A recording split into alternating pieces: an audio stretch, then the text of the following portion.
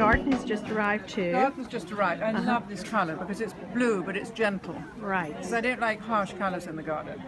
And I think that I love this. Well, first of all, let's do this before I drop Yes. it. Here is a vase or a candle holder. Right. And it's big enough and deep enough in a garden. You have a big fat candle. Right. You could line a little path up to your house if you wanted to buy lots, or have them on the table for dinner. Exactly. But it won't blow out the candle. It can be protected in there. Because I think this is a very soft shape for arranging flowers. You know, because it's not. We tend to put flowers in a sort of column. But like this, they'll drop naturally over the edges. I think the surface on it is beautiful. I think the colour's wonderful.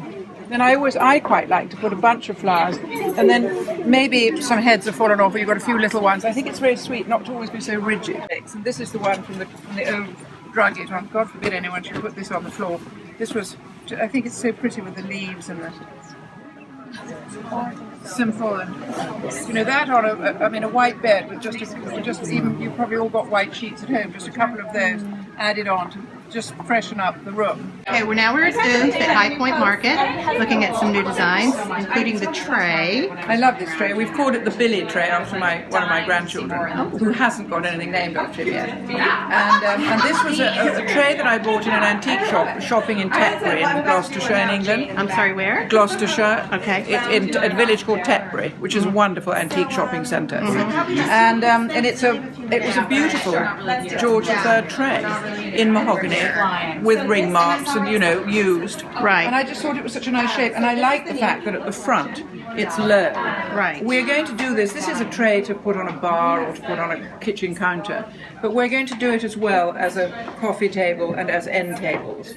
And what I like about it is that if you're sitting on a sofa, you won't knock anything when you put your drink down as the evening wears on. Beautiful. And then I'm in love with the two stories. Well, this is quite a story because Yes. I had my great aunt Nancy in 1892 or something, had what's called in England a whatnot. And in those days the top opens and it has a booklet rest. And so anyway, I had this piece of furniture, but my father in the 50s had cut it in half to make two end tables because you couldn't find anything.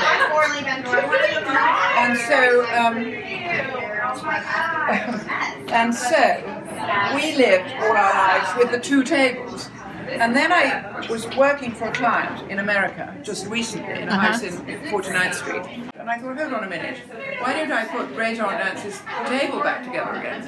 But what we've done here, which I think is clever, you take this off, you can buy this, and you can split it if you want from the two tables.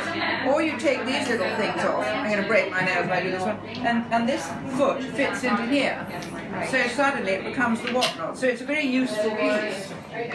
And I love it like this. You put books on it, you put flowers on the top, you can put a statue on the top, you can put anything you like on it, collections of things on it.